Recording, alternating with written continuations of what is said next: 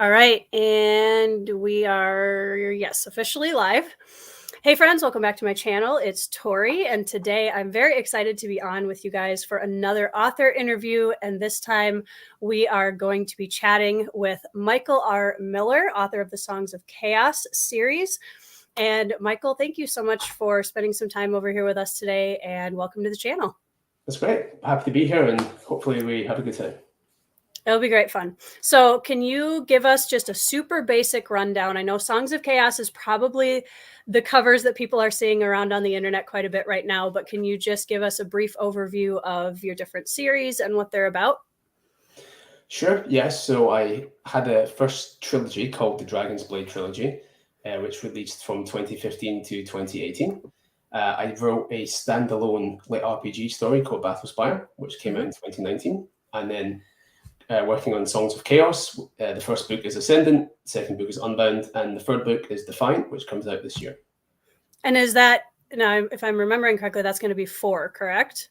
No, 5. 5. Okay, Yeah, so you've 5. got, so you're right in the middle right now with Defiant. Right in the muddy middle of the whole thing, which was like painfully difficult at times, but we got there. We got there in the end. Let's talk about, because I know quite a few of the authors that I know are working through kind of middle books right now. So is there any advice or encouragement that you have for other authors that are in the same spot right now that are working through that middle? No, other than just you got to get through it. I mean, it was tough. It was tough. I think the second book of Dragon's Blade felt hardest at the time. I think this has felt very difficult, and it's not just that it's the middle book of a series, and it's a longer series than I've done before, and each of these books is way longer than I've done before. I mean, Defiant, the third book, turned out 250,000 words once it was fully edited down and polished up and stuff, so it was a lot longer. Just the size of it, the scope of it, the story was still expanding out for a lot of that book, and then just at the end it begins to contract in. So, you know, hopefully book 4 and 5 is a little easier because there's less things to deal with. Yeah. But yeah, it was tough, yeah, because you've got to. I mean, I like to have the books feel like they have their own story, their own coherent internal story, but it's got to carry forth from 1 and 2. It's got to build up for it's got so much work to do that. It was very difficult. So there's not much I can say other than get through it the best way you can. I learned through the process of writing this third one that I had to plan even more than I had before. Before I always planned quite a bit, but I would then kind of feel my way through a lot of it, kind of going from a kind of rough skeleton plan. But on this, it became just unwieldy. It was too big, too much going on. And so towards the end, I had to kind of have every sequence, like every chapter sort of almost planned out to such an extreme that the notes were longer than the chapter ended up being, where it was like, it was all down in like stream of consciousness. Yeah. It's like a zero of draft in some ways. Yeah. And then I would tidy it up, and that was the first draft, because without that level of detail, it was finding it hard to keep all the threads together. Yeah. So I'm hoping that 4 and 5, I'm going to plan them really, really heavily, both of them, before I even start 4. And hopefully that'll make that easier.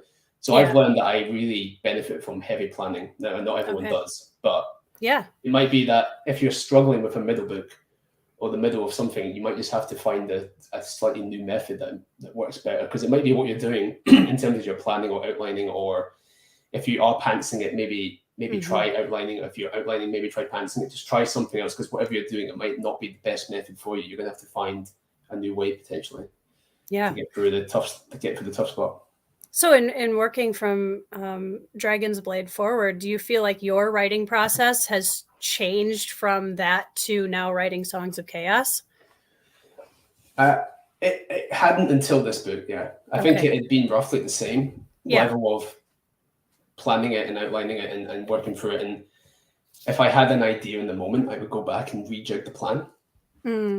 But now it's so, like, I need the full architecture there, I think, for 4 and 5 before I start. Otherwise, it just saves a lot of time. It saves a lot of time in the middle of the draft when you hit those points, those forks in the road, that you'll catch them before you even reach them.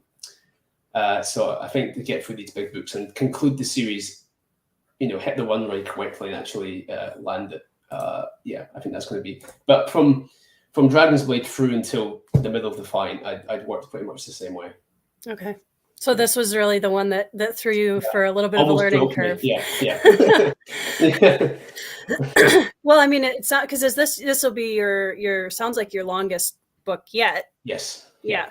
So I can, and it's also the biggest series you've ever written. So you sounds like you're just kind of continually adding new challenges to yourself as a writer, which is a good thing, but daunting.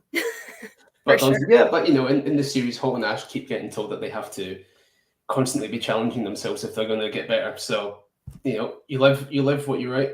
Right, what you know. Yeah, exactly. Yeah. So tell me a little bit about, you know, you've been publishing for quite a few years now. Tell me about your journey to how you started, you know, publishing books, and how you got started writing, kind of what your journey was to get into all of this. Sure. So back in 2014, I moved to London after uni to do what's called a graduate diploma in law. It's called a GDL, where they take a law degree and they smoosh it into 1 year. Wow. It's like a fast track kind of course that you would do post a regular degree somewhere else. Yeah. So I came down to do that because I did history at uni, and of course the usual question is, what are you going to do with that? What are you going to do? It's like, I don't know. So I kind of zombified into myself into like, oh, I'll try the law stuff. Sounds like it could be interesting. It wasn't. But it was a weird time. I was down in London. I was doing this course. It's very intensive. Wasn't enjoying it. I kind of came into a massive city, not knowing anyone, immediately going to this very intensive thing. I just kind of had like, I guess, a quarter life crisis. And midway through that whole thing, I thought, I always wanted to write Dragon's Blade. And it just was almost like my escape valve. I needed something. It wasn't a nice time in my life, and I just needed a bit of an escape. And I kind of sort of came out to my parents about it, like, I want to write books. Oh my God, that was a big conversation. Yep. The fact that I started writing it was good proof positive, and I finished the course. Somehow I finished that course and wrote the first book all at the same time, which looking back, it's like only when you're 22 and I don't know, somehow you've got nothing else going on and you're driven by something, because I couldn't do that now, no way. Yeah. And not to say that was my best work either, right? Because sure, but you got to start somewhere. You got to start somewhere. But so I was just sort of driven to do that, and the reason I chose self-publishing then was because part of what was getting me through everything at that point was knowing that it would actually come out, because I had that control to be like, it will come out because I'm deciding it will. I think if I'd had to enter the query trenches and stuff at that point, first of all, I don't think that first version of that first book was good enough. But because I could just kind of get it out there, that's what kept me going. I did the second one, I did the third one. And whilst I was doing that, I was picking up some other publishing jobs. I was interning at a magazine in London, and then I got a job briefly at Bloomsbury Publishing. Which wasn't too far away from where I live. That's the Harry Potter publishers, and Sarah J. Maas and tons of other books. They're not big five or big four. They're independent, but they're very big. But they still publish a bunch of big names. Yeah. So I was working at their London offices and for a time, and as I was working on book 3 of Dragon's Blade, and then that kind of contract came to an end, and I decided not to renew and keep going there, because I kind of the books by that point had picked up enough to make it they picked up enough for a few months at that point that it seemed semi-viable, and I just kind of jumped at the chance to finish off book 3 and get that out there, and also start at the time Portal Books with Brooke Aston and Tam Afro, which is the RPG progression fantasy publisher that we started together. So that was an exciting time. But so yeah, I've done a bit of everything up to that point. Obviously, there's a bit of everything. I'm blending everything with indie publishing. I sort of start an indie press with Tam and Brooke, and they're still going and doing really cool things to this day, which is fantastic. So I've been working in trad a little bit. I've seen how that works. I've sort of been on the other side of the table myself. Yeah. Sort of doing editorial and actually acquiring books. I've obviously doing my own books, so I've seen every side of this thing. The big break that I had was basically Dragon's Blade 3 came out early 2018, around March. Did okay and stuff, but the series never really had a big takeoff. And in 2018, there was a tactic that indie authors were using where they would box set a series together, put it out on Amazon for 99 cents in Kindle Unlimited. You drive a load of sales, and then you hope you get a load of page reads. And because they're reading 3 or 4 books all the way through in Kindle Unlimited, it really works. It was a really good method at the time. Yeah. And rather than just buying all the books together straight away, I went back to book 1 and I heavily rewrote and re-edited the whole thing before putting it into the box set. And I had at a point the benefit of some more experience and the benefit of having finished the series, so I could tweak the foreshadowing and things like that. And I do think that was a really smart thing to do, because it meant the box set had the best chance. And by one of those things of just being lucky at the right time and whatnot, that box set blew up. So that was my first little big break. It got to like number 90 on all of Amazon. Wow. When it came out. And even at 99 cents, that's a lot of sales and then a lot of page reads. And so that was it. I was like, okay, this will work. I can see it's working now. That's great. And it felt like the culmination of 3 years worth of work in one go. Battlespire, the lit RPG standalone, came out then early in 2019, and it burned like bright as the sun for 2 months and then kind of dies off, which is very typical for the genre if you don't constantly follow up with lots and lots of sequels. Right. I had planned to write a sequel for that, because initially when I started Ascendant early 2019, I thought, okay, the initial plan was Ascendant was going to be very short and go for like an actual YA publisher deal. So keep it at 90,000 words. So I'd write Ascendant at 90k, go out, try to query that, write a Battlespire 2, because that was kind of about 100k, and kind of flip-flop between them. That was the plan. Sure. But, no plan survives contact with the enemy. Ascendant becomes yay big. And I was going to say, so you said 90,000 words, and I immediately went, yeah, that's 170. Yeah. My instincts for epic took over. I mean, like, it's that's kind of where I prefer to be at the big meaty stories. So that's where it got. And I've been working on Songs of Chaos ever since.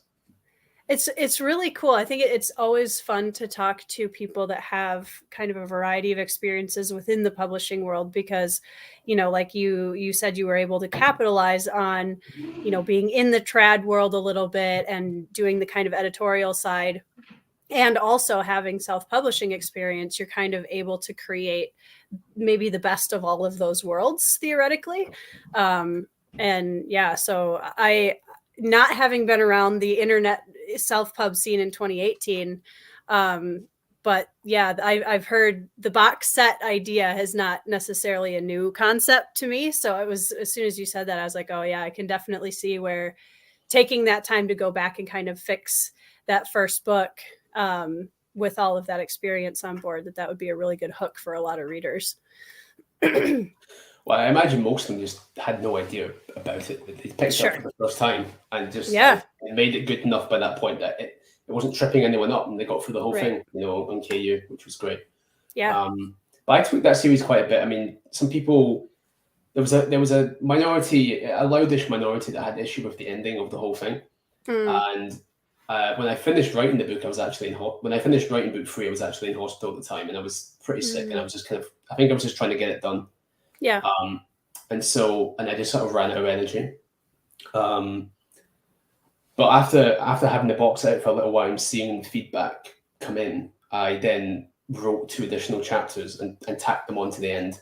And after that, no one ever complained again. So I was almost right there. I just needed a little bit more. Yeah. But it wasn't quite there yet. But that's kind of the beauty of, one of the beauties of this was that, I mean, maybe it shouldn't have gone out at all. Maybe it wasn't ready, but I got it out there. And the fact that I did that is what was been really good. It was a bit of a learning. The whole thing was like a big learning thing. Like going through that first series was learning tons and doing it as I went. If I had to kind of do it all in a box without getting the feedback, without getting that tactile feedback, I don't think it would have worked as well for me. But because I wrote those 2 additional chapters, when I came to do the audio box set, then it was fully complete. So the re-edited version of 1, the brand new, the better ending, all of that came together for the audio box set. And during COVID, the box set on audio, that one, then it had its time in the sun, and it's still going strong to this day. And it's like making more sales and more money like 4 years after the series is ended, which is really, really odd, but really cool. And so like Dragons still ticks along. No one really mentions it, but it just keeps going, and it's finding new listeners and readers all the time. So it just shows that like there's a lot of life in these books. It's not all about the current thing, and you want to put your best foot forward every time, because they'll hang around for years, these books. Oh, yeah. Well, if you think about, even on BookTube, how many people are going back now and rereading even some of the 80s, 90s classic fantasy, and it's making big comebacks on BookTube. And so it's one of the things too. And I don't know if you want to delve into reviewers at all too, but one of the things that I think is interesting is there's kind of been some talk about, well, I sent my book out and the person hasn't reviewed it right now.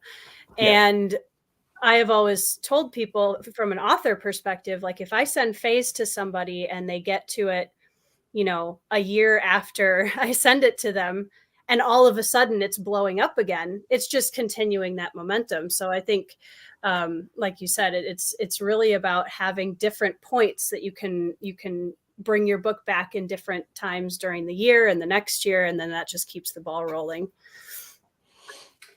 Yeah, those conversations pop off every so often, don't they? Sure. Yep. Yeah, I mean, look, I mean, we're human. It can be frustrating, but it's just that's you have to accept you have to accept you're throwing a lot of stuff out into the void sometimes, and maybe something comes of it, and maybe it doesn't. But I mean, if it's been a few months or however long, 6 months, you can just give them a polite reminder, ask them if they've had a chance to get to it yet, ask them if, they can say yes or no, and you can help it. And just, it doesn't have to, you don't have to, getting mad is hardly going to help. Well, and I feel bad because I didn't mean to throw you on the spot there, but I just know, like, I've had so many conversations with authors the last few weeks, even about just, having that relationship of putting your book out there, get your book out there to as many people as you can. And we're in kind of a unique situation on the internet now where authors and readers and reviewers and everybody involved in that space are all so accessible to each other now, which I think is a really good thing on so many levels. So it's just kind of that sometimes I want to give people a chance to hear, more authors speaking out about their experience with sending out reviews and asking for. So when you approach reviewers, and that's another question that I hear a lot, how do you typically go about that when you reach out to somebody to have them read for you? I mainly send out what I hope is a fairly professional sounding email, which just it was. I can, yep, definitely for sure. This is me. You probably haven't heard of me because I'm someone that does well but kind of flies under the radar a little bit at the same time. So hey, you probably haven't heard of me, but I've been around since this time. I've sold this many books. I think if you have sales that look impressive, you should put that in because it just makes people sit up and pay attention. Right. And if you haven't got those yet, still just be professional. I mean, you're really just saying, hey, hi, I am this person. I write these books. And then give an honest, genuine pitch for the book. Yeah. Why you wrote it. If you can show some passion about it, that will help, right? Otherwise, if it's just very like, this is my book, will you review it? I mean, what are they going to do with that, Yeah. You have to sell it a little bit, but be genuine. For sure. And if you've got something to back yourself up, if you have been around a little while, you just haven't really got into the review again. Put those sales in. It does make a difference. People sit up and pay attention. For sure. And then offer them physical copies if you can. That's always better. It does cost more, of course, so you'll weigh that up how you can what's your budget. But one thing that indies have to bear in mind, and it's sometimes a bitter pill to swallow, but I think it's fair to say that a lot of reviewers are very booked up following the traditional publishing schedule. They like those relationships with traditional publishers. I suspect it feels really good if the PR people reach out to you and it feels good, I guess, to get the big entities are like, hey, you want this book, right? Okay, well, you've got to review it at this point. So sometimes I think some publishers get very frustrated because we see the whole of our little niche talk about a book all at once in tandem as if it's coordinated at a certain time around the launch for like a trad book. which can happen when it's handled well. And it looks like it's just like you're being ignored, right? Right. And maybe, I mean, but booktubers obviously want those relationships with publishers. That's the publishers want them to do it at those points. They care more about everything being for that launch window because that's so important to them. Obviously, it's sort of important to us, but it's going to be harder for us to fit in. So you just have to accept that a little bit. Yeah. Especially when you're starting out, and just say, hey, look, I know you're going to be slammed. If you like them, I'll send them.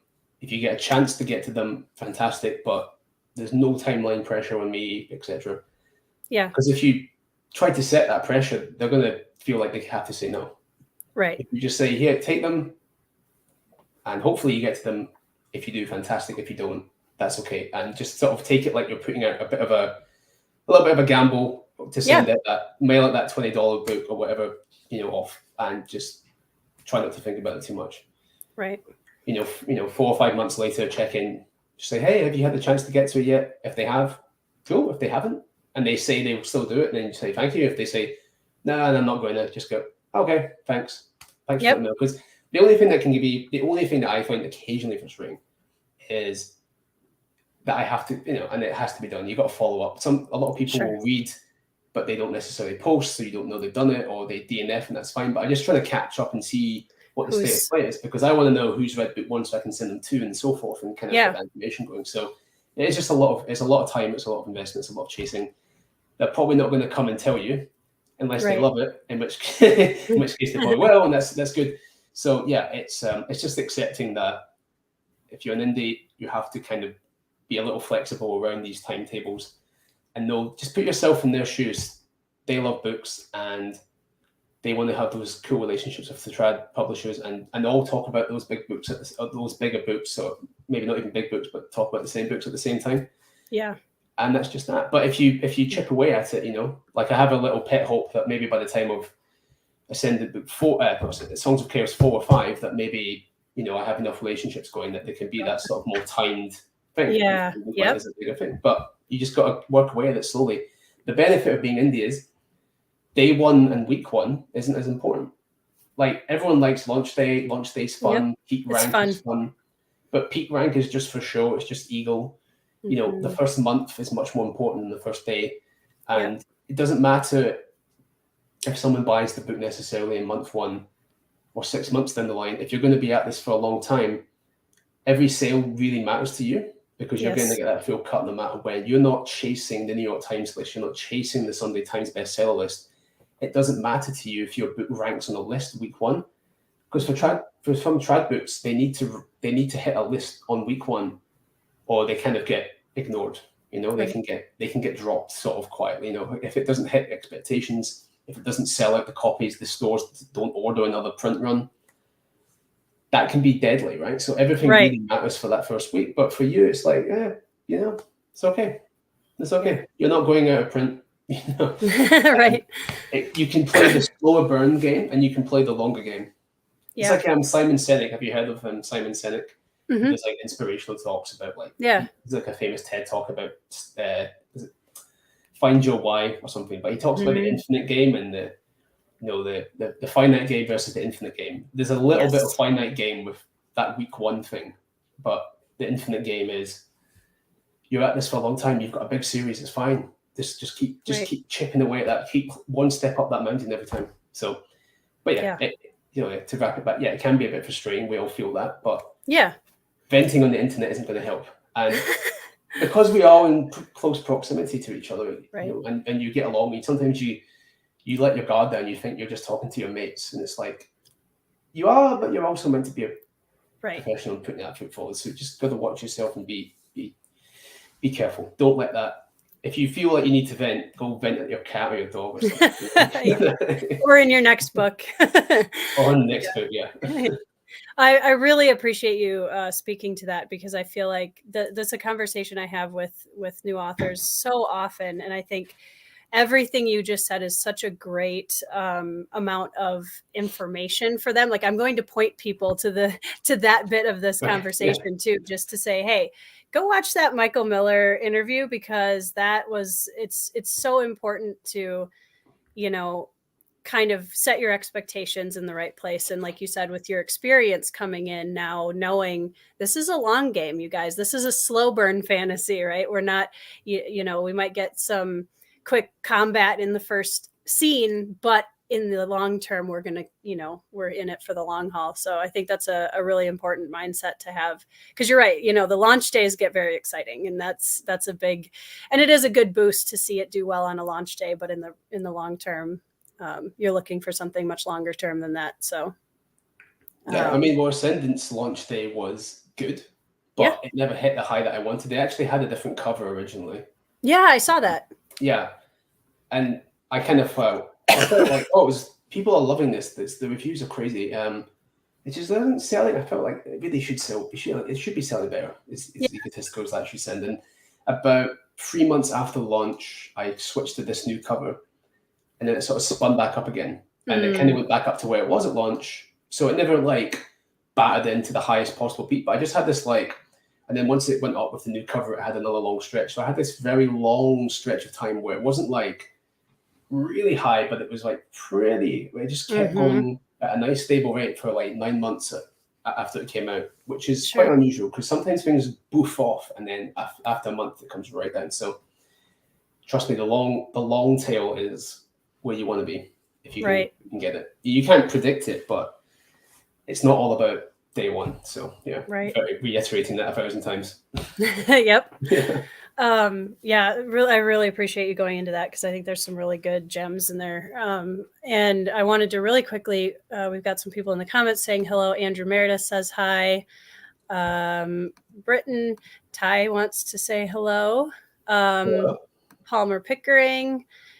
Got a couple of people coming back. Yes. So for anybody that is not aware, and I did mention this to Michael before too, the replay of this will be up on my channel forever, theoretically. So anybody who wants to catch the replay is welcome to do that. Lisa liked that you did the follow-up with Ascendant. Another reviewer. And then I saw that we had Philip was in the chat recently, a minute ago. Oh, hey, Phil. And Lisa loves the covers. I have to show you guys. So I just recently got book 2 in the mail, and the camera does not do it justice. Like, this cover is so beautiful in person. That blue is just gorgeous. And you have, I was going to ask you if you wanted to show off the cover for book 3, which looks also incredible. Yeah, I don't know if the camera's going to do it justice in my grainy laptop camera, but yeah, there you go. Yeah, so Defiant, for anybody who is not familiar with Songs of Chaos, if you're looking to catch up, you have a little bit of time, because it's coming out July 13th, so you've got a couple months.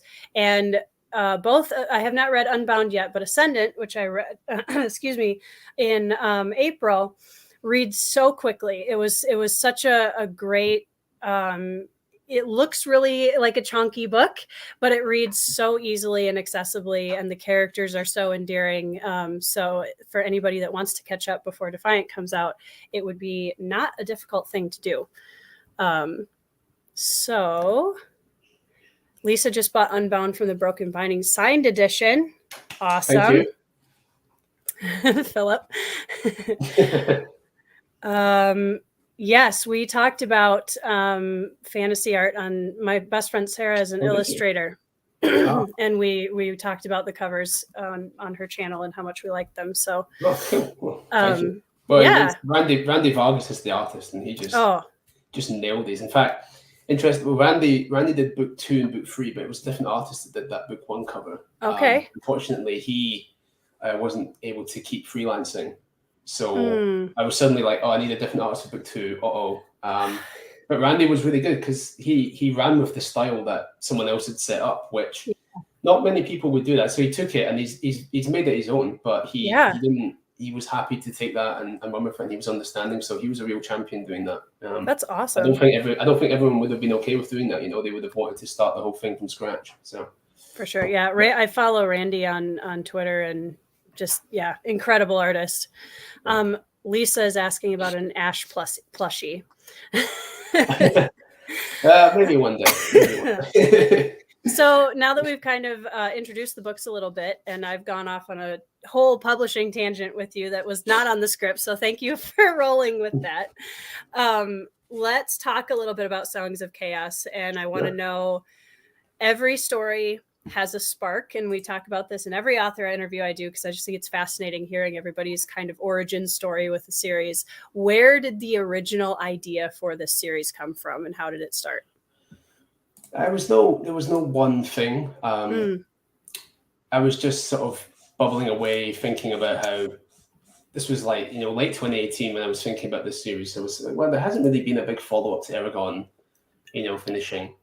And for some reason in my head, Eragon finished in 2008 or something, but it wasn't. It was like 2011. But I thought it was like really far back, and there hadn't really been, to my mind, like a big kind of follow-up to that. Like for whatever reason, I thought, oh, that seems like something like that would be cool again. And then Dragon's Blade didn't really have a super conventional structure. Like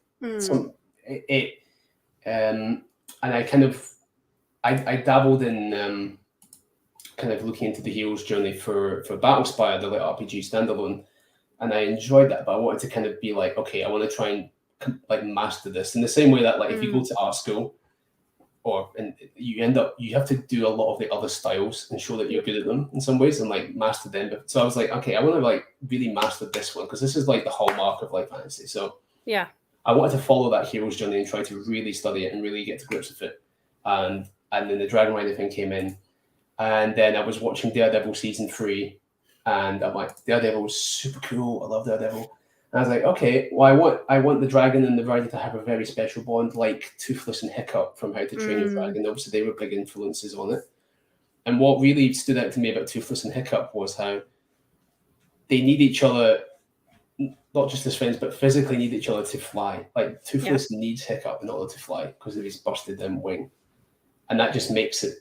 It works on it. Obviously, it makes it more immediate, like that sense of like why they would get so close. And so that's when it all kind of clicked in. I guess I was like, okay, I want them to have that special connection. But what if the dragon's blind? Because like Daredevil, that's cool. I can go down cool routes with that, and then we can do all sorts of things with that. That'll give them a really special bond. And I wanted the bond to be very, very special because I did find in the other Dragon Rider stories that I was reading to kind of, read around the subject was like, I just didn't really understand why the dragons were cool with this. Like, it always seems to be like the dragons are magical and amazing and super cool and awesome, and then the human comes along and just bonds with them and then gets magic. I'm like, what's the dragon getting out of this exactly? Yeah, exactly. It seems like a very one-way street. So I wanted the bond to be something that's mutually beneficial, so that we can explain that. But then because their bond, through necessity for the story, because of Ash's blindness, is more needed for them, it becomes like very, very strong, very, very quickly. And so that was kind of just the kernel of it. All that kind of coming together, and then just went off to that's where it began. But no one moment, no one thing. Just kind of it was bubbling away for a while and pulled a bunch of ideas together. And for Hope being a cook, I just felt like there's not a lot of cooking magic out there, and I thought, wow, we can do some cooking magic. So if Hope's the main character is a cook, or like a cook's apprentice as he turns out to be, then we can use that to play around with. Well, and it's I mean, from what I've discovered, most fantasy fans are foodies too. So that was a good get a little bit of food, like fantasy food descriptions thrown in there. And kind of going into the dragons a little bit. Dragons are such a. I was thinking about this as I was thinking through questions that I wanted to get into with you for this, because dragons are such a staple of what we think of in fantasy. They're kind of the poster child a little bit of a lot of, especially classic fantasy and all of that. So what do you think it is that why readers have such a fascination and authors have this fascination with dragons and what they bring to fantasy? Ooh, yeah. It's a good one. It's a bit like asking why people like magic and swords and stuff. Yeah. I ask the hard questions on this channel. Fundamental questions. Yeah. I think depending on how, because you can write them in so many different ways, but I think they usually end up being kind of an extreme form of something, and then you can grapple with it in the story in a way that you can only do in a story. So like, like Smaug, like the kind of quintessential fantasy dragon, is extremely greedy and extremely arrogant. And it turns out that the arrogance is his downfall. But like he's an extreme form of a thing. Yes. Kind of in mythology, a dragon, depending on the mythology, I guess, but they can be an extreme powerful creature that you have to. It's like the extreme opponent. Like you have to, if you can overcome this thing, you can overcome anything. So they can be like that. So they can be. You can use them as like extreme versions of a character or to explore a theme. In Game of Thrones, they don't have personalities, but they're very, very powerful. And some people that I look around the Game of Thrones, so the Song of Ice and Fire kind of tinfoil hat theory stuff, it's like they equate them to like nuclear weapons. Like these dragons are just raw power, and whoever controls them controls all the power, right? Because the Targaryens, when they have dragons, they're in charge. When they lose them, they lose their power. And so if the dragons spread around, they talk about nuclear proliferation and stuff like this in the series. But you can see it like that. I mean, I'm sure there's a million interpretations of the dragons there, but Game of Thrones has a lot of questions about like power and how it's wielded and who has it and why, and so the dragons are the ultimate form of power in that world. So it kind of that ties in there.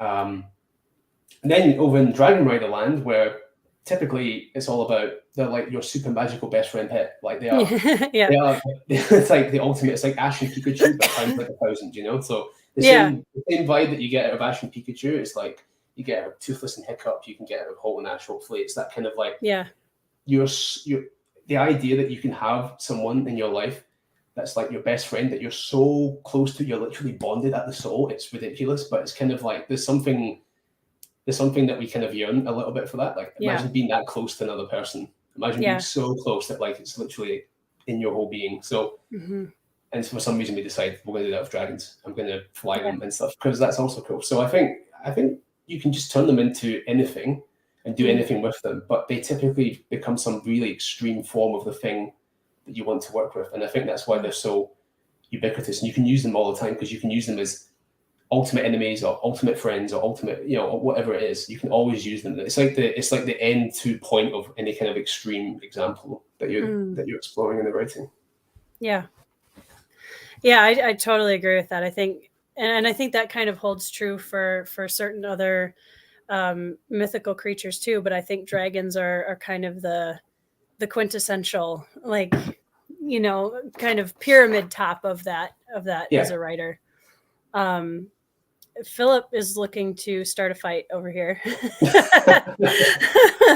My dragons are smarter than yours, Phil. Oh, shots fired. Shots fired. And then Chiago just wants to know about griffins, which doesn't surprise anybody. So, I mean, one at a time.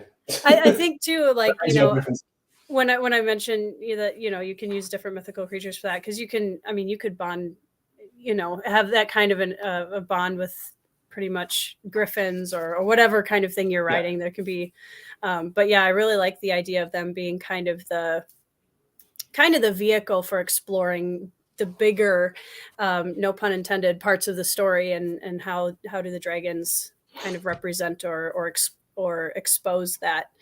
And that kind of leads into what I'm excited to hear more, because you mentioned some stuff about your magic system at the beginning before we went live. And it sounds like this is I'm excited to just listen to this, because tell me about your magic system and because you talked about before that, like, what do the dragons get out of this, and how a lot of times you see the story where the dragons are just like, oh yeah, cool, this like super weak creature is bonded to me and now we're a pair and I don't get really anything out of it. One of the things I loved with Ash and Holt is, like you said, they're so interconnected, and it's a very much a two-way street, but not just with them, with the other dragon riders that we meet as well. So I would love to hear more about where that came from and how you designed that magic system. Yeah, so there's several different sort of systems throughout the series, some more important than others, and a bit like how the whole idea for the series came to be. There was several things sort of interacting all at once. So like I said, I wanted the bond to feel really like a two-way street, and so whereas usually and typically the humans don't have magic, they get magic because they bond with the dragon. but it's never really clear why a dragon would do that, because I don't know what benefit that comes to them. It depends on the story, but it doesn't seem like, why would that even begin? Is kind of where I'm getting at. Like, why would they do that in the first place? Who would instigate that, and why? So I made a differentiation in my world. There's dragons that are part of the order, and there are wild dragons, and all dragons would grow in they have like a magical core. So we're drawing on Eastern kind of cultivation fantasy here, and I can talk a little bit about that in a second. But they have their core inside them, which fills up with their power. In the wild, that would grow naturally, but kind of slowly. And toxins build up in their bodies from other types of magics that their bodies don't process, would build up like toxins, and they would naturally get rid of them, a bit like us with our livers getting rid of alcohol and whatnot. But a very slow process. If a dragon has a rider, the rider via the bond can cleanse all the impurities out of the dragon's core, and then actually actively forge in the correct magic. So the dragon gets more powerful. Their magic can become much stronger because the rider is there to do these meditation techniques to improve them and get back. And that was just the starting point. And they think, okay, at least there we understand that the dragon's getting something out of this. So if the dragon is interested in becoming super, super, super powerful, they may want to be they may want a rider, because they'll get there much quicker than if they're out in the wild for hundreds of years, naturally doing it very, very slowly. In the world building, of course, in the lore of this, there's a big sort of existential enemy, this like zombie bug, terrifying, Starship Trooper style swarming insect kind of enemy that comes and attacks every once a generation across the world. And in order to fight this off, way back in the backstory, the dragons and the humans got together, and at that point, the first riders were born as a way to well, not born, but they joined to fight the scourge for the first time. So you would see why the dragon gets something out of it, and you need a lot of power very quickly if you're going to fight off this horrible threat. So it kind of that kind of just felt like, just as the very bare bones starting point, like made sense in that sense. So that's how they get stuff out of it. But I don't want to because I could go on for days about this, because once you get further into the story, it's not just about pure magic and then pure bond strength. There's also spiritual power that comes into it. That's more like book free and stuff like this. But the way that the riders actually increasing their rank of power is by growing their bond first and foremost, not necessarily just the raw magical core of the dragon. So you could be at rank 1 novice and keep forging all day long, and you could get a dragon with a huge core, but that doesn't necessarily mean all that much. Like, you have to do the other thing, which is actually grow your connection with your dragon, which is just growing closer together, working better as a unit, being even more interconnected, and more and it's not like you become one person, like one mind. It's really much two people, getting along like really close soulmates, but just that little bit of friction that they, there's something to do with your body, with your hand. Like, if you try to move your hand like this, a lot of people's hand starts to shake a little bit. It's really hard to get, but if you put your hand up like this and push against that, it's completely rock solid.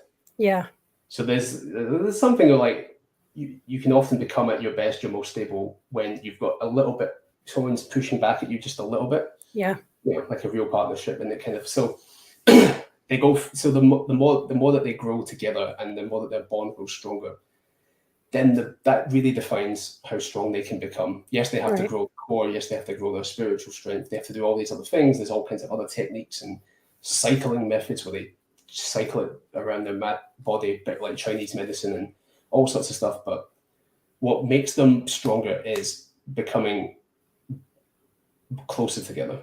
So it's really all about the character arcs. Like, you get the magic system works because it's all about character development as well. So it bakes it right into the story. So it's not this like tacked on, bolted on thing. The whole thing, if they're going to advance, you have to do strong character development. So it's good for me because I like character development. I love having these big arcs, but it keeps me honest. I can't just kind of throw power at them, or it's like, no, if they haven't earned it through their character development, they haven't earned it. So I hope so that if I've earned the character development correctly, they can get a nice big reward of a new development in the magic system, but it will feel like a pot of gold at the end of the rainbow, like it's really earned. So that's kind of Yeah, I think that's for me. Magic systems like that work best when it's really character driven, but you have to sit in such a way that it kind of makes sense. It's not just like you're holding back from the reader or something. And yeah. So you mentioned cultivation fantasy, and I'm still learning all of the terms for all of these. So is cultivation and progression fantasy, are those different? They can be. So like cultivation is sort of directly inspired from Eastern storytelling. The terms for these, and my pronunciation might not be correct, is like this Zyansia, which is I might get them mixed up. One of these two is Zyansia and Wuxia. One is kind of like the martial arts style story where it's kind of realistic, and one is where there's magic and fantasy. And I'm drawing a blank on which one's which, but I think Wuxia is the magic and fantasy one. Right, sure. Yeah. Okay, I'll take your word for it. I think. Yeah. I'll ask Rob Hayes later.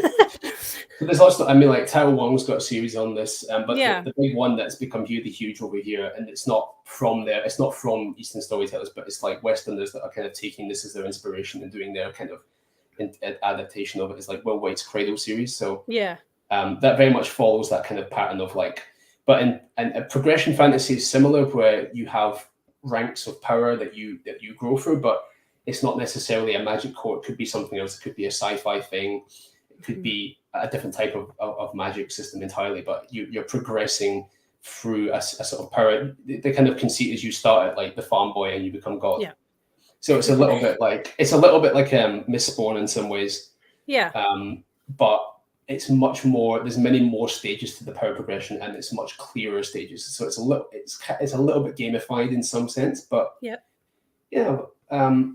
if you like hard magic systems, it's a really cool way to write your magic, because suddenly you know what the character can do, and you know when they hit a stage what they can do and how they've earned it, and that can all click. And for me, and for hopefully people that like the series, like knowing what Hulk can and can't do is very important. And so in this situation, I can't just pull something out of the hat. It has to be built up properly, and vice versa. And when he meets an enemy of a roughly, like if he meets a Storm Rider at this rank, you should have a rough idea what they're capable of.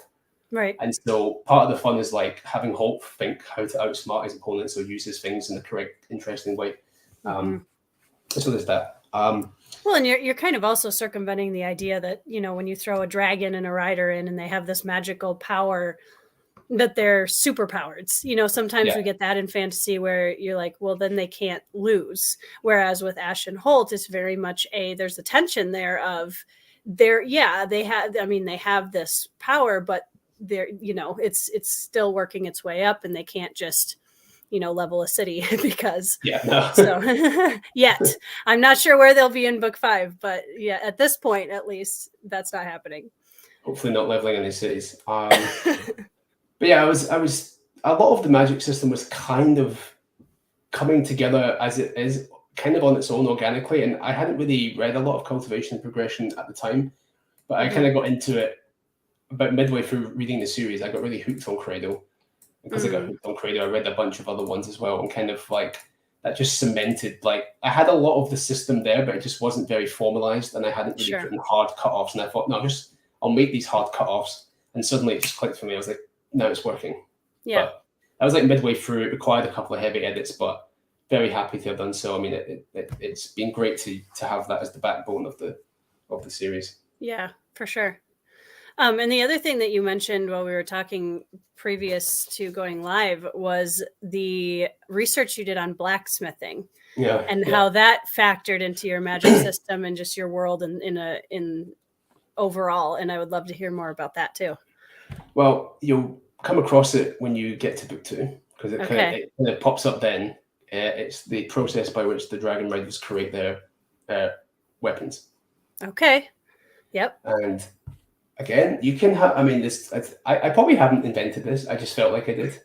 And so I felt very happy with myself, but it was just a way where I used real blacksmithing, added a touch of the magic at a certain key part. And I felt like it felt close to it. And I have a good friend that's a blacksmith. And so I was doing lots of research, watching lots of stuff, going back and forth with him and being like, this kind of works, right? And it's like, that would work, I mean, that's as close to working as, because sometimes you get those scenes where they're just making the magic sword, and it goes away from the detail of the process, and it becomes all the mystical, and that's great. That works super well. That's cool, all good. But I don't know. I just felt like again, just to try and make it that bit different, because I am obviously aware that you're in the shadow of these other big series, so you have to do something that's a little more distinct wherever you can that suits you. And I like thinking of systems like this. So, okay, blacksmithing system. I'll try to run it down with it. Basically, it combines two real world processes to create the weapon. So you can create pure steel via a crucible method. This is kind of like how they think some Vikings made weapons that were superior to Iron Age weapons at the time. They made steel that was much stronger. And you're like, how did they do that? And various methods. So you can, but if you do it right, the way that we think they did it, you can make very, very, very pure steel without like super high tech. But it requires like a lot of labor keeping the forge really, really, really, really hot, because the heat is really important. Once that comes out, it is pretty much pure steel. So if that was to meet a kind of crappy, low grade sword that like the Saxons would have had, it would have cut right through them. So they would be very scary warriors if they have really good. Not every Viking had this, but like some of them did. And you can see how some people having magic swords becomes like mythologized. If you've just got a much higher quality steel sword that can cut through iron.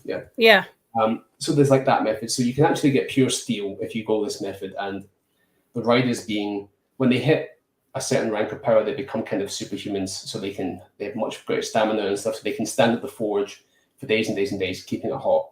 Fire riders can obviously keep it hot much easier. So that helps. So there's that. You can get pure steel that way. There's another method that we have in real life that the Japanese use. That's where you see that folding method, where people are folding.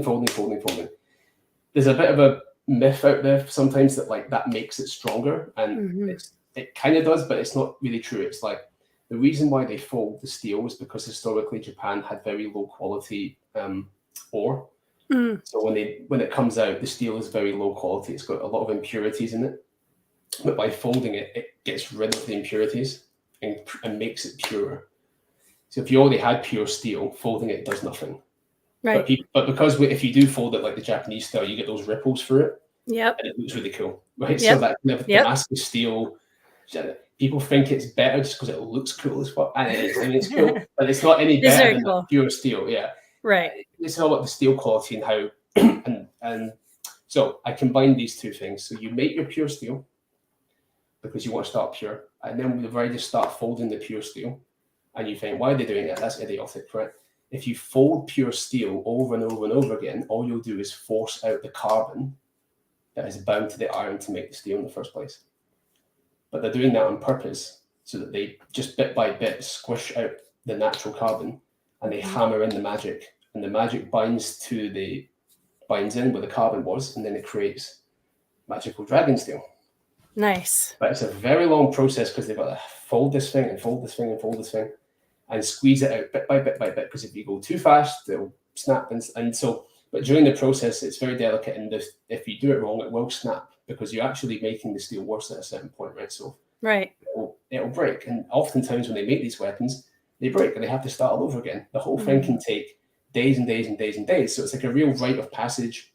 They forge their very own thing. They put the magic into it. It's unique to them and their dragon. But because they're there and sweating over this thing for days, it's a really great moment to have these really deep introspective character moments. Yes. So I get to combine cool blacksmithing magic system to make really cool weapons, which I think combines real world methods with the magic system. And they're often some of the most character driven scenes in the stories. Like my favorite scene in Unbound is one of these scenes where the characters making one of these weapons and going through a lot of stuff in their head. And it just, I don't know, it's one of those things that worked really well. I was very happy with it. I'm glad to get to talk about it and just splurge it all out because, because it was a lot of research. It was one of those things where it was a lot of research, but I was able to use all of it and really put it in and make it really work. And I get to use it again in Defiant and even cooler in Defiant. So I was pretty happy with that. And probably someone's going to be like, oh, that author did that in this other series. And I'll be like, I don't care because I figured it out on my own. I got it on my own somehow. and it's one of the things I'm most proud of, just because it just felt so right. Once I got there, it was like eureka, got it, you know. Yeah, those are the best moments in writing, is where you have the light bulb moments and you figure something out. Usually at 2 o'clock in the morning ish, when you're trying to sleep. But yeah, I'm very excited to see, because it was funny, because in Ascendant, one of the things I wanted to shout out that I thought was really good, and I'm behind on video reviews, but Ascendant will be getting one, is that I appreciate that the cultivation or progression fantasy side of it was so subtle that I didn't even realize that's what it was until like almost the end of the story.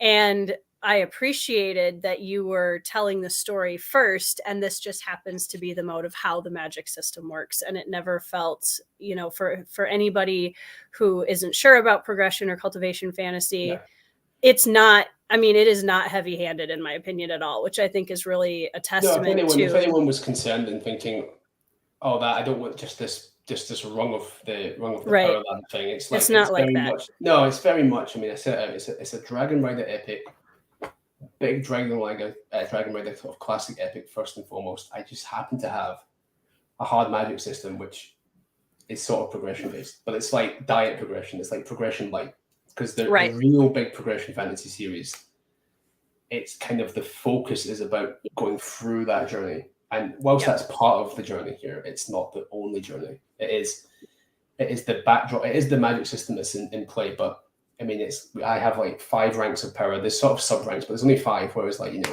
in Cradle, there's like, I don't know, 12 plus, something like that. So it's a kind of cut down, lighter version of it. Very character driven. It's the whole thing.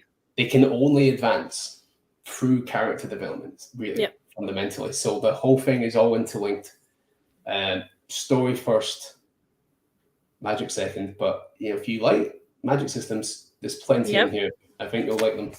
Yeah. So I have to ask, and you mentioned the Scourge a little bit ago. I remember getting to a certain part of Ascendant and just being, wait, bugs? Like, where did that come from, and what made you decide to use that as your like antagonistic, well, one of the antagonistic forces, the big one? At least in book 1. It's a long time ago now. Yeah, I'm trying to think back how that kicked off. I mean, I think there was just a feeling that I had to have creatures that were big enough to threaten dragons. Yeah.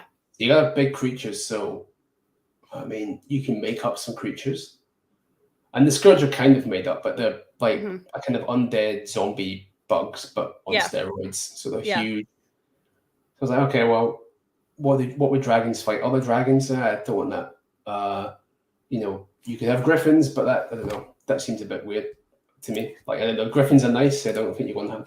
So it's just that. Like, what's it going to be? Giant bugs. I hate wasps. So have the dragons, you have some wasps. Yeah, so the stingers, they're big, evil, horrible, just gigantic wasps. You've got the huge rhinoceros, things that are like rhinoceroses, but big beetles and like triple the size of a rhinoceros. You've got like the 12-foot skeletons. You've got just all the horrors of like an undead horde plus a zombie, like a bug horde, like just mash them together.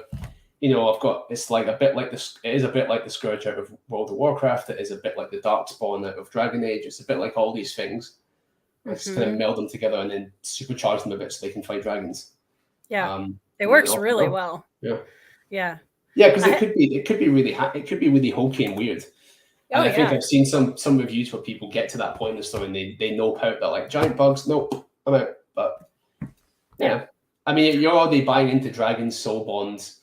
This, that, and the next thing. I mean, a giant bug is the least of the worries. Sure. That's where, I think it's really funny because where people's boundaries are in fantasy always crack me up, because they'll be like, "That's not realistic," and I'm looking at the entire book like, how none of this is realistic, you guys. That's kind of the point. That's why we write. The best ones are when I get the comments of like, "That's not how dragons would behave." This guy doesn't understand dragons. I'm like. They're mine.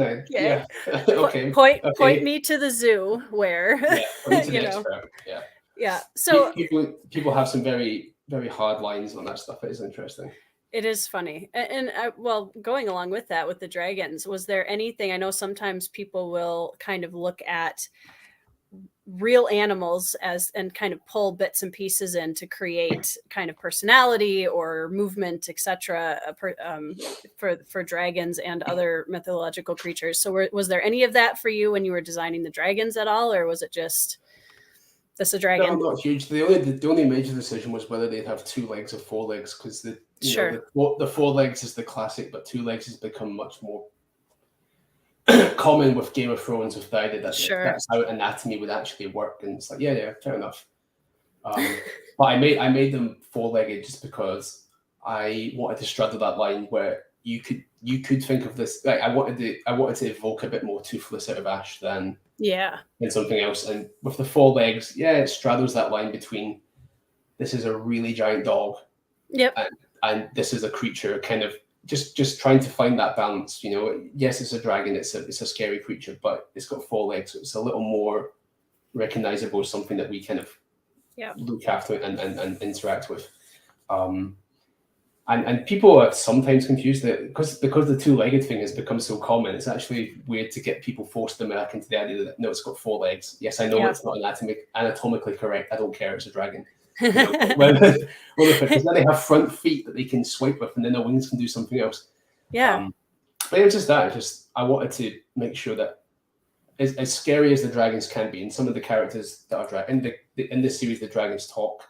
They have their own personalities. They're very much their own characters, and they have their own agency. So some of them are pretty evil. Some of them are pretty vindictive. Some of them are arrogant. Some of them, all these things. But I wanted to ensure that they could also be lovable and your best friend and all that as well. And so I just felt like 4 legs allows for both. Right. Yeah. And then bits of behavior that you have from pets and cats and dogs, with certain motions with the tail flicking and stuff. But I wasn't really looking at any other mythological creature for them per se. Yeah. Well, and I mean, one of the things that I really loved that caught me, and I think I actually tweeted about it when I first started the book, was the way that you portray Ash as a baby. So you've got this baby dragon. I mean, that was some like S tier, like baby creature. I was just like, I loved him so fast. And, his relationship with Holt in the beginning is just this beautifully pure and wholesome thing that I think kind of sets the stage for a lot of their bond and magic later. But man, that opening is just, it's so cute. So was there part of the book, with that was, and speaking only to book 1 at this point, because that's the one I've read, but what was the most fun for you to write? Did you really enjoy those kind of little character personality moments where you've got some really big battle scenes in book 1, and I'm assuming that continues through the series. So is there something within the series that you particularly like to write the most? I think everything feels best when I have a good grip of the characters and the arcs and the development. And so when they're playing off against each other and it feels right, that is the most fun to write. And so sometimes the big battle stuff is great, so long as the story's moving forward through it. But that can be difficult to orchestrate sometimes.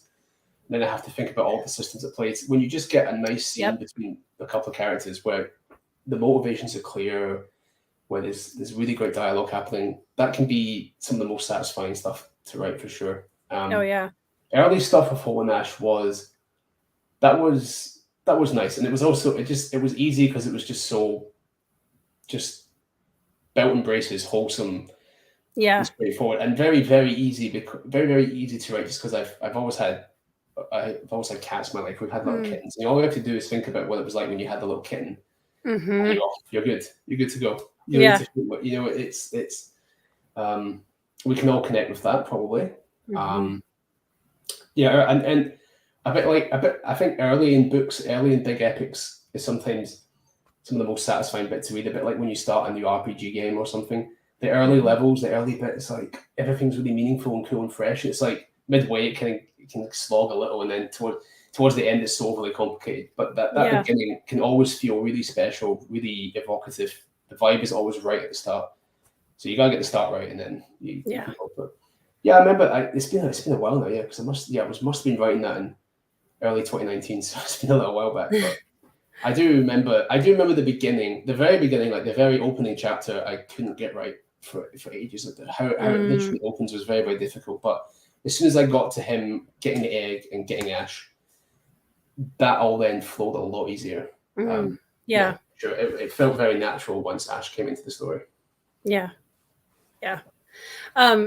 So, I mean, going along with that, I was wondering if you would be willing to give a little bit of writing advice to anybody who's newer, for starting out. Like when you're first starting your book, what advice do you have for new writers with that? When they're first starting, putting you on the spot again. Sorry. So they're starting their first book, and where is it? Literally just blank sheet, blank page? Sure. Yeah. We haven't got anywhere. Whatever. If that's where you're going, go for it.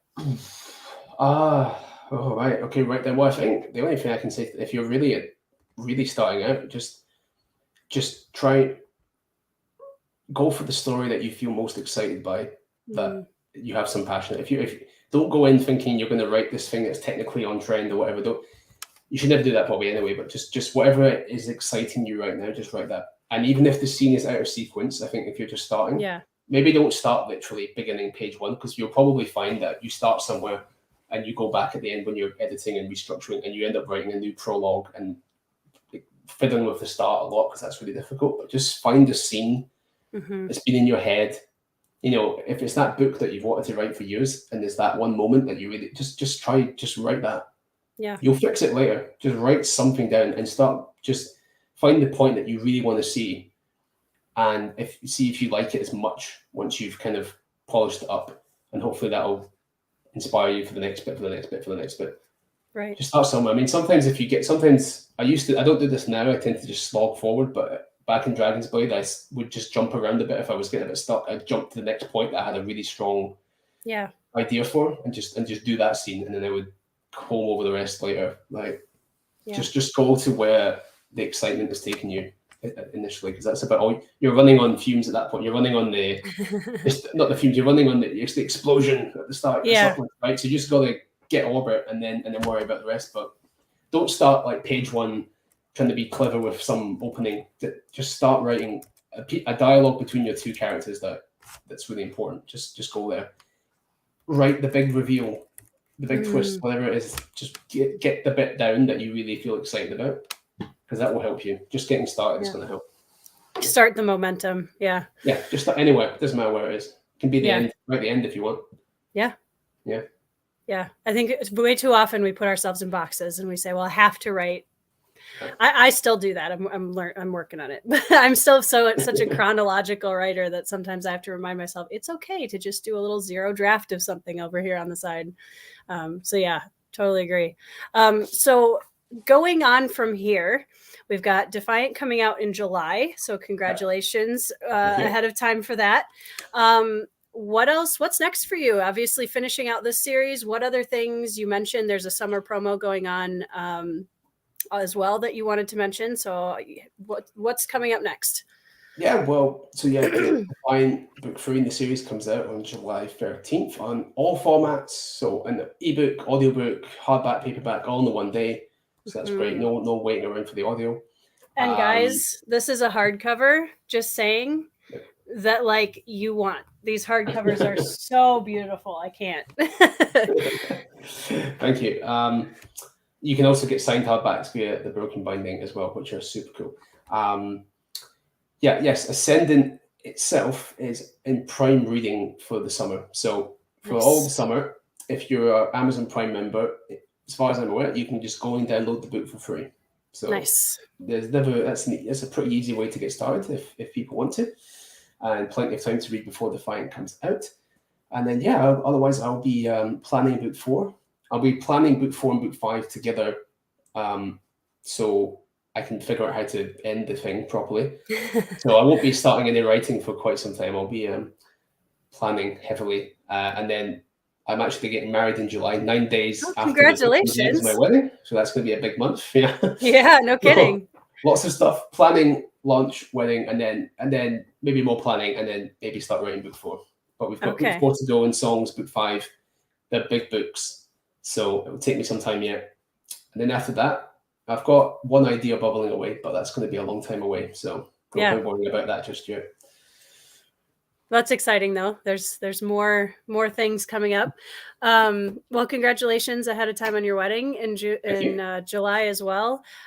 For everybody who's still in the chat, or if you're watching the replay, definitely go down in the description box below. I do have links so that you can go to Michael's website and you can check out the Amazon page for Ascendant. So definitely go and grab those if you don't already have them. And yeah, Michael, thank you so much for spending some time on the channel. And I really appreciate getting a chance to learn a little bit more. Especially, I love having a chance to talk to the authors, having read their book and getting some insight into the person behind the story. So I appreciate you taking the time for this. That's great, Tori. Thanks so much for having me. It was a real pleasure. Oh, yeah. I'm sure we will chat again as I get through the series some more. Yeah, I'd love to hear what you think of, as things progress. For sure. Book 1, it really goes off in a kind of, hopefully its own direction over this, you kind of start off this strong foundation, and then it's going to be more and more its own thing. Yeah. More and more, a little bit darker, a little bit epic as we go. So yeah, I'm excited. Yeah. I'm definitely excited. Everybody in the chat, thank you so much for hanging out with us. And we will see you in the next video. Bye, everybody.